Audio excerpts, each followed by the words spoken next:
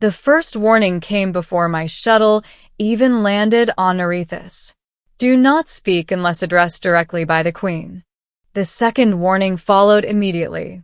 If Her Majesty touches you, do not move. The third came from the diplomatic officer seated beside me, and unlike the first two, it was spoken quietly enough to sound personal. And if anything unusual happens, remain calm. Panic inside that palace becomes political history. That should have sounded absurd. Instead, after seeing the black gold capital of the Celestine Dominion rise beneath the shuttle clouds, it sounded entirely believable. I was John Mercer, systems engineer from the outer human trade sectors, officially invited because the Dominion's central atmospheric shield had developed failures no royal technician could isolate. Unofficially, I suspected human improvisation had become useful because alien precision had reached a limit. The palace itself looked impossible. Its towers curved upward like polished obsidian grown rather than built, each lined with streams of light that moved like liquid through crystal veins. The landing platform extended from the central tower hundreds of meters above the city, guarded by silent armored figures whose helmets reflected the stormlit sky. No one smiled. No one wasted movement. Even the air felt arranged. A palace official escorted me through corridors where walls displayed moving constellations and ancient victories. At every intersection stood guards carrying weapons elegant enough to look ceremonial until you noticed none were decorative. Then came the throne chamber. The room was enormous, circular, and darker than expected, lit by suspended white spheres that floated high overhead like captive moons. And at its center, seated on a raised throne of pale metallic stone, was Queen Aranth Vale. Every story I had heard failed immediately, because no rumor captured presence. She wore silver-black ceremonial armor woven so finely it moved like fabric, with faint luminous markings running along the collar and sleeves. Her hair, pale as reflected starlight, fell behind one shoulder. Her eyes were the unsettling part, bright gold, impossibly steady, as if measuring not only expression but intent. The chamber held ministers, military advisors, and technical officials, but everything in the room bent around her stillness. "You repaired the relay grid on Europa Station," she said before anyone introduced me. "Yes, Your Majesty. By replacing 2 approved systems with 1 unauthorized human design. It worked." A faint shift touched her expression. "Against expert recommendation." With respect, expert recommendation had already failed. Several officials reacted visibly to that answer. Apparently, direct honesty had entered dangerous territory quickly. But the Queen did not object. Instead, she rose. "Then perhaps you are useful." That was my formal welcome. The atmospheric shield core sat beneath the palace in a chamber larger than a cathedral. A transparent energy sphere rotated above layered machinery, flickering irregularly. Dominion engineers had isolated symptoms, but not cause.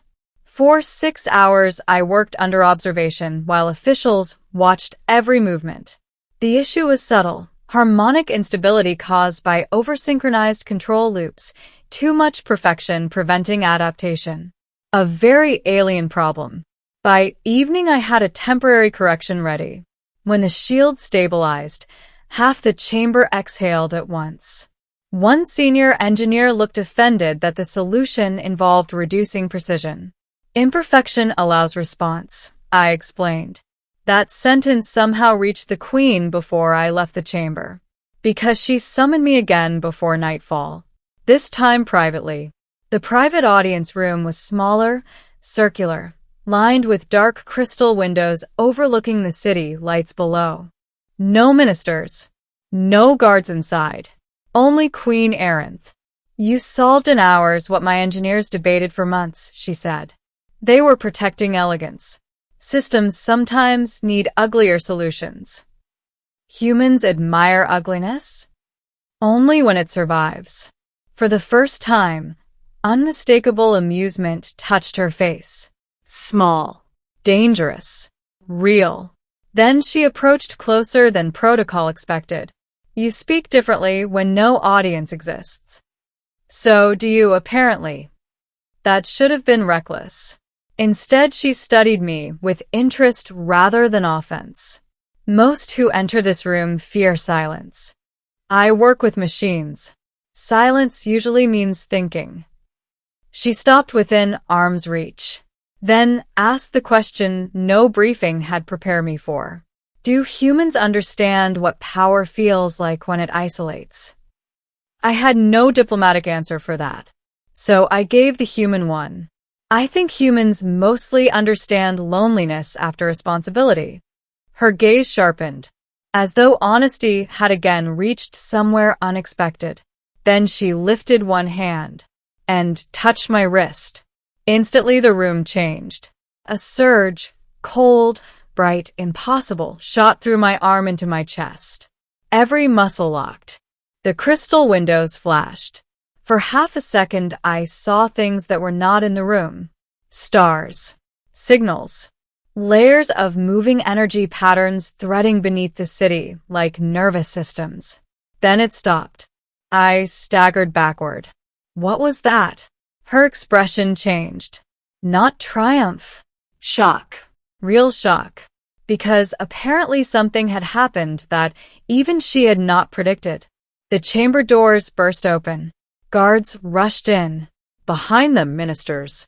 And every face turned pale when they saw the faint gold light still moving beneath the skin of my hand. One official whispered like he had seen a disaster begin. She transferred resonance. The room erupted. Within minutes, I learned why everyone panicked. The power moving through my body was called crown resonance, an ancient biological energy inheritance carried only by ruling bloodlines of the Dominion. Not technology. Not symbolic authority. A living neural field that allowed direct interface with core imperial systems, defense grids, ancient archives, and biolinked command networks spread across hundreds of worlds. No outsider had ever received it. No non-royal had ever survived transfer. And no human was biologically supposed to hold it at all. Yet my hand still glowed faintly. And every system in the palace now recognized me enough to react when I approached. Doors opened early. Screens responded without touch. Even the shield core below stabilized further when I entered the engineering levels. The ministers wanted immediate containment. The military wanted medical isolation. The scientific council wanted blood analysis.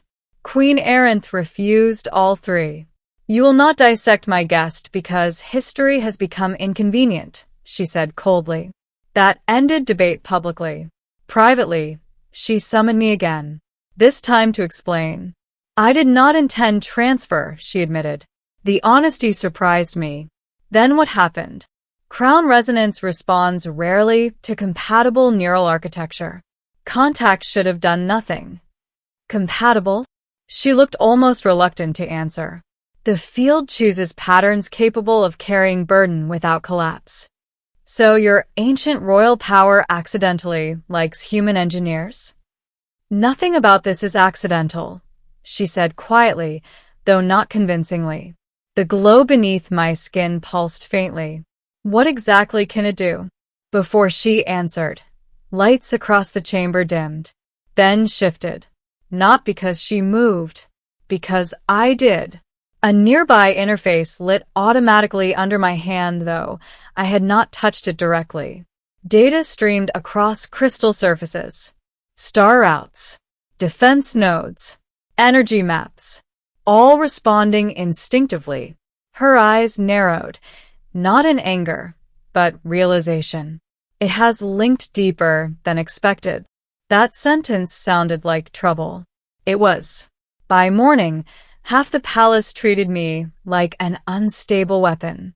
The other half treated me like forbidden proof that old laws had failed. Lord Valersen, chief advisor, openly opposed my continued freedom. A foreign civilian now carries sovereign command pathways. I did not ask for them, I replied. You accepted touch from the throne. I wasn't informed lightning was included. He did not appreciate humor. The Queen ended the confrontation before it escalated. Yet political fear spread faster than facts. Across the Dominion, reports emerged. A human linked to crown resonance. Ancient law broken. Royal purity compromised. Some outer governors demanded explanation. Others demanded removal. Then the first attack came. Not openly. Quiet sabotage. During evening shield inspection, core systems suddenly destabilized again, far worse than before. This time intentionally. Explosive overload began across lower energy channels. Emergency teams froze because manual shutdown required royal resonance access from two separate nodes hundreds of meters apart. Impossible for one queen alone. Unless you, Arinth said, turning to me instantly.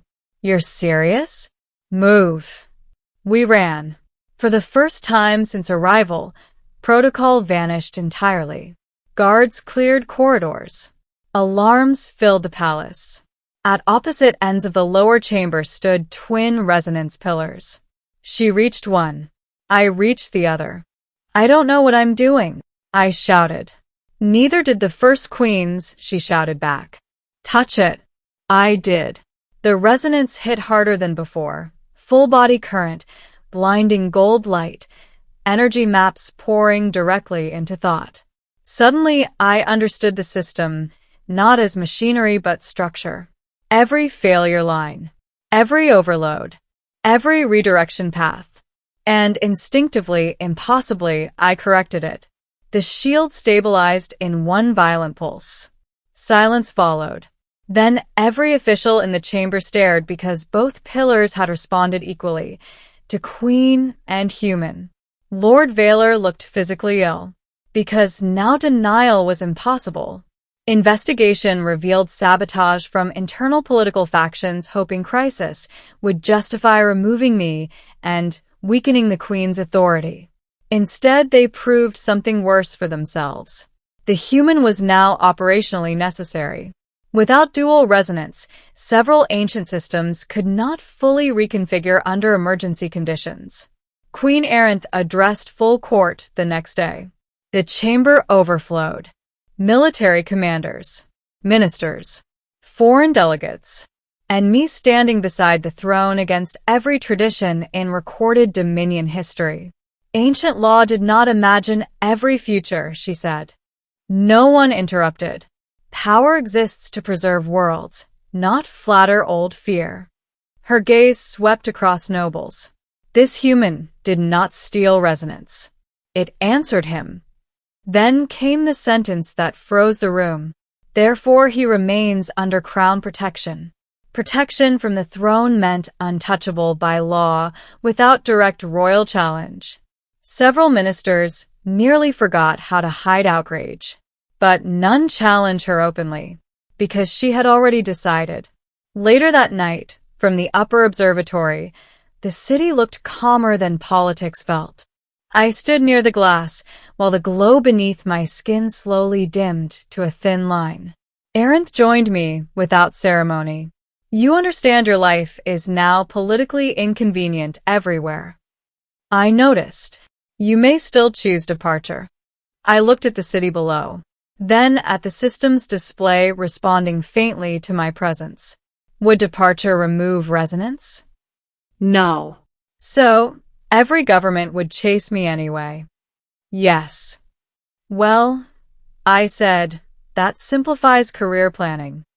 Again that slight amusement returned, then faded into something more thoughtful. Do humans regret accepting power they do not fully understand? Usually after consequences begin. And now? I considered the answer carefully. Now I think refusing wouldn't have changed what happened. The Queen looked toward distant towers. No, she said quietly. It would not. A pause passed between us, comfortable for the first time.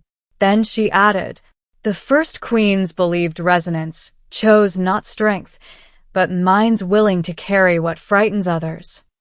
I looked at the faint light beneath my hand. Across the galaxy, ministers were panicking, governors were arguing, and old laws were breaking because one impossible transfer had happened in a private chamber. But below us, the shield held steady. The city lived. And somewhere deep in the palace, ancient systems built for bloodline rule had accepted a human touch without hesitation. In the end, forbidden power had not asked permission. It had simply chosen, and everyone else panicked afterward.